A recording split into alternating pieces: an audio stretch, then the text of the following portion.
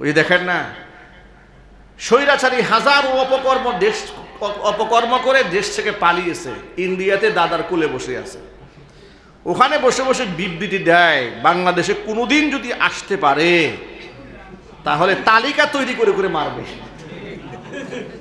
কথা বলেন না কেন? আপনাকে আন্দাজ করতে পারেন একটা মানুষ কি করে এত হিংসুটে হইতে পারে, এত জঘন্য চরিত্রের মানুষ হয় কি করে? মানুষ যে এতটা হিংসাত্মক এবং প্রতিশোধ পরায়ণ হয়, এটা ফেরাউনের পরে হাসিনাকে যদি মানুষ না দেখতো বর্তমান প্রজন্মের লোকেরা বুঝতেই পারত না।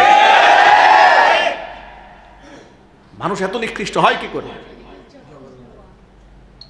সে মহিলা বলে হিসাব করে রাখা হচ্ছে, তালিকা তৈরি করে রাখো, ওদের ঘর বাড়িতে আগুন লাগাই দাও।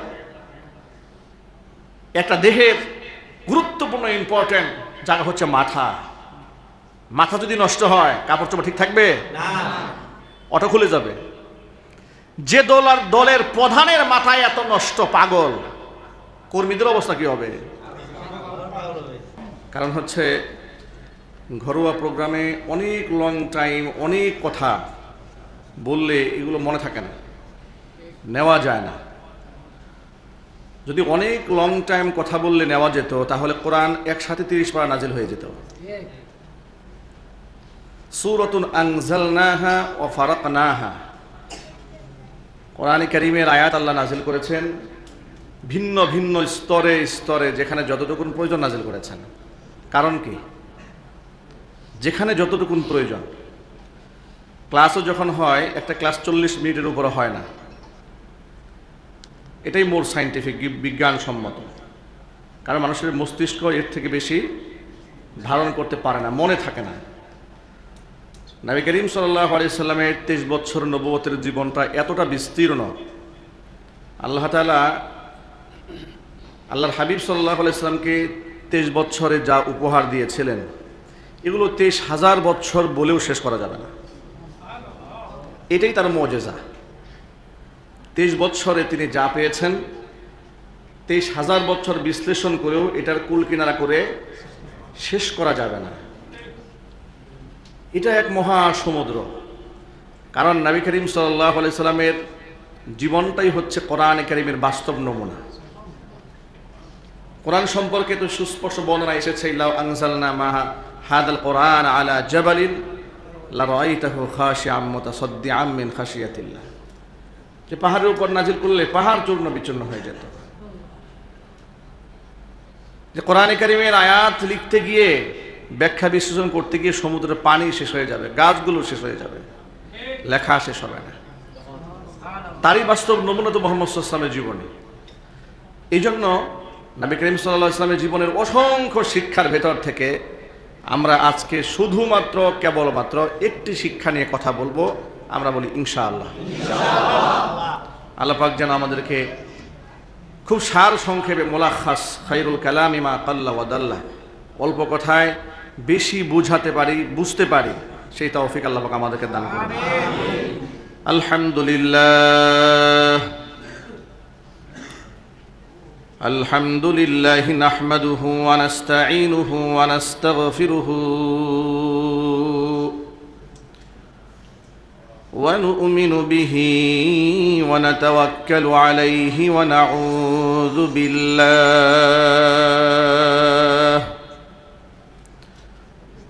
নাউযু বিল্লাহি মিন শুরুরি আনফুসিনা ওয়া মিন সাইয়্যাতি আ'মালিনা।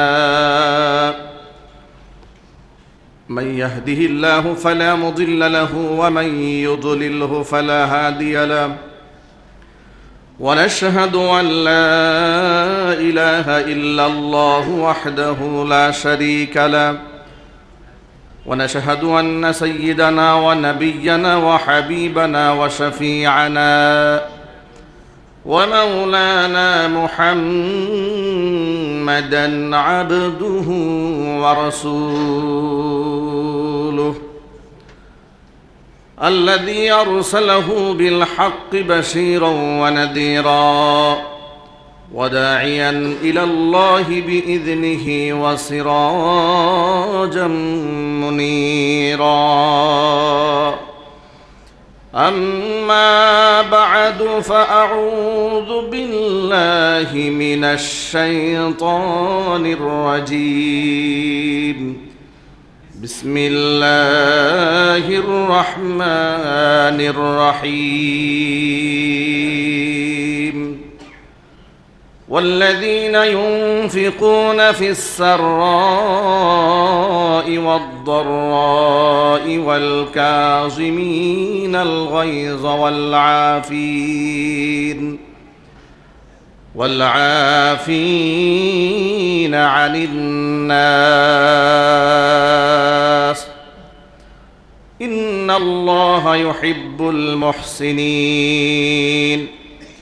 وقال تعالى في شان حبيبه ومحبوبه آمرا ومخبرا إن الله وملائكته يصلون على النبي يا أيها الذين آمنوا صلوا عليه وسلموا تسليما. اللهم صل على محمد وعلى آل محمد كما صليت على إبراهيم وعلى آل إبراهيم إنك حميد مجيد. اللهم بارك على محمد وعلى آل محمد كما باركت على إبراهيم وعلى آل إبراهيم إنك حميد مجيد. মহান আল্লাহ রাব্বুল আলামিনের দরবারে আলিশানে লাখো কোটি শুকরিয়া আদায় করছি যে মহান আল্লাহ রাব্বুল আলামিন মুসলিম উম্মার চরম ক্লান্তি লগ্নে হাজারো প্রতিকূলতাকে উপেক্ষা করে নবী করিম সাল্লাল্লাহু আলাইহি ওয়াসাল্লামের ভাষায় এই মাহে রবিউল আউয়ালে পৃথিবীর শ্রেষ্ঠ জায়গা আল্লাহর ঘর মসজিদে ইশারের নামাজের পরে বা আজমত বা মোহাব্বত বসে কোরআন সুন্নাহ থেকে নবী করিম সাল্লাল্লাহু আলাইহি ওয়াসাল্লামের সিরাত থেকে আলোচনা করার, আলোচনা শোনার সুবর্ণ সুযোগ যে আল্লাহ তাআলা তৈরি করে দিয়েছেন, সেজন্য আপনারা খুশি না বেজার? কম না বেশি? হৃদয়ের সবটুকুন ভালোবাসা উজাড় করে শ্রদ্ধা জড়িত কণ্ঠে মহান মনিবের শেখানো ভাষায় শুকরিয়া আদায় করছি। জবান ছেড়ে দিয়ে সকলে একযোগে বলছি আলহামদুলিল্লাহ। রব্বানা লাকাল হামদ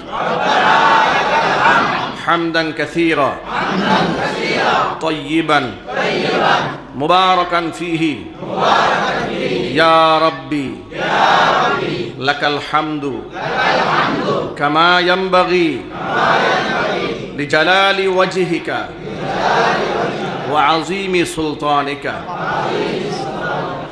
আল্লাহ রাব্বুল আলামিন আজকে সিরাতুন নবী সাল্লাল্লাহু আলাইহি সাল্লাম মাহফিলকে কবুল করুন। এই মসজিদকে আল্লাহ তাআলা কবুল করুন। মসজিদ কমিটির সভাপতি, সেক্রেটারি, কোষাধ্যক্ষ, সদস্যবৃন্দ, মুহিব্বিন, মুতাআল্লিকিন, সংশ্লিষ্ট সকল ব্যক্তিবর্গকে আল্লাহ মাফ করে দিন। অত্র এলাকার সমস্ত মুর্দেগানের কবরে আযাব আল্লাহ তাআলা কিয়ামত পর্যন্ত বন্ধ করে দিন। খেলাফত মজলিসকে আল্লাহ তাআলা কবুল করেন। তাদের রাজনৈতিক প্রজ্ঞাকে, হিকমাকে আল্লাহ বৃদ্ধি করে দেন। তাদের গ্রহণযোগ্যতা সমাজের মধ্যে আল্লাহ পাক বাড়িয়ে দেন। কাল কিয়ামতের কঠিন ময়দানে আজকের এই মজলিস আল্লাহ তাআলা আমাদের সকলের নাজাতের জরিয়া হিসেবে কবুল করেন। নবী করিম সাল্লাল্লাহু আলাইহি ওয়াসাল্লাম রবিউল আউয়ালে দুনিয়াতে এসেছেন, রবিউল আউয়ালেই দুনিয়া থেকে বিদায় হয়েছেন। দুনিয়াতে নবী করিম সাল্লাল্লাহু আলাইহি ওয়াসাল্লাম রবিউল আউয়ালে এসেছেন, এই ব্যাপারে ঐতিহাসিকদের মতে, মুআররিখিনদের মধ্যে মতবিরোধ রয়েছে। সিরাতের কিতাবে তার বিস্তর আলোচনা আছে। আমল গ্রহণ করা, চরিত্র আমল গ্রহণ করা এটা বড় কঠিন। লোকেরা তাহাজ্জুদি জুব্বা পরেছে, সুন্নতি পাগড়ি পরেছে, সব সিজদা দিতে দিতে কপালে দাগ ফেলে দিয়েছে, কিন্তু এমন আচরণ যে ঘরের বউ তার উপর অসন্তুষ্ট, সন্তানরাও দেখতে পারে না, পাড়া প্রতিবেশী পছন্দ করে না, কর্মচারীরা দুই চোখে দেখতে পারে না। প্রতিদিন আল্লাহর কাছে দোয়া করে, আল্লাহ এটা মরে না কেন? কি আছে না নাই? খাসলাত এত খারাপ, অভ্যাস এত খারাপ। আল্লাহর হাবিব সাল্লাল্লাহু আলাইহি সাল্লাম ক্ষমার গুণে এমন গুণান্বিত ছিলেন তিনি, যারা তারা আঘাত করেছে নবীজি সাল্লাল্লাহু আলাইহি সাল্লাম কিভাবে ক্ষমা করেছেন লক্ষ্য করেন। অষ্টম হিজরিতে 10,000 সশস্ত্র সাহাবীদের বাহিনী নিয়ে নবীজি সাল্লাল্লাহু আলাইহি সাল্লাম যখন মক্কার মাটিতে প্রবেশ করলেন, যারা আল্লাহ রসুলকে কষ্ট দিয়েছে, আঘাত করেছে, যাদের নির্যাতনে এলাকায় থাকতে পারেন না, হিজরত করে পালিয়ে যেতে বাধ্য হয়েছেন, ওই সমস্ত আসামিগুলো এখন চোখের সামনে ঘুরে বেড়াচ্ছে। তারা তো নিশ্চিত জেনে নিয়েছে যে আমাদের মৃত্যু অনিবার্য, আমাদেরকে আর ছেড়ে দেওয়া হবে না, টুকরা টুকরা করে ফেলে দেওয়া হবে। আর সাধারণ মানুষ হলে তো এটাই হওয়ার কথা, ঠিক কিনা জোরে বলেন? ওই দেখেন না, স্বৈরাচারী হাজারো অপকর্ম করে দেশ থেকে পালিয়েছে, ইন্ডিয়াতে দাদার কুলে বসে আছে, ওখানে বসে বসে বিবৃতি দেয় বাংলাদেশে কোনোদিন যদি আসতে পারে তাহলে তালিকা তৈরি করে করে মারবে। কথা বলেন না কেন? আপনাকে আন্দাজ করতে পারেন একটা মানুষ কি করে এত হিংসুটে হইতে পারে, এত জঘন্য চরিত্রে মানুষ হয় কি করে?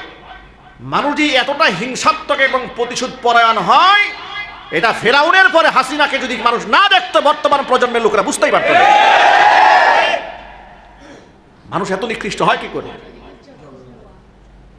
সে মহিলা বলে হিসাব করে রাখা হচ্ছে, তালিকা তৈরি করে রাখো, ওদের ঘর বাড়িতে আগুন লাগাই দাও। একটা দেহের গুরুত্বপূর্ণ ইম্পর্টেন্ট জায়গা হচ্ছে মাথা। মাথা যদি নষ্ট হয় কাপড় চোপড় ঠিক থাকবে না, অটো খুলে যাবে। যে দলের প্রধানের মাথায় এত নষ্ট, পাগল, কর্মীদের অবস্থা কি হবে?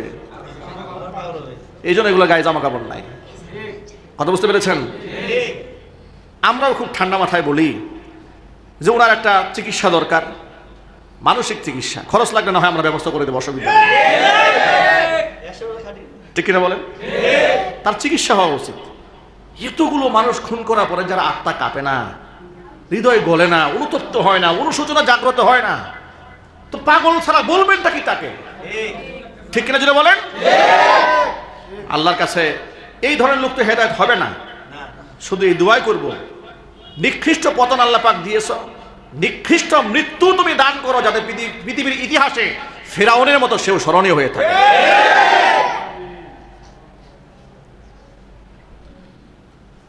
প্রিয় ভাইরা আমার, মক্কা বিজয় হয়ে গেল।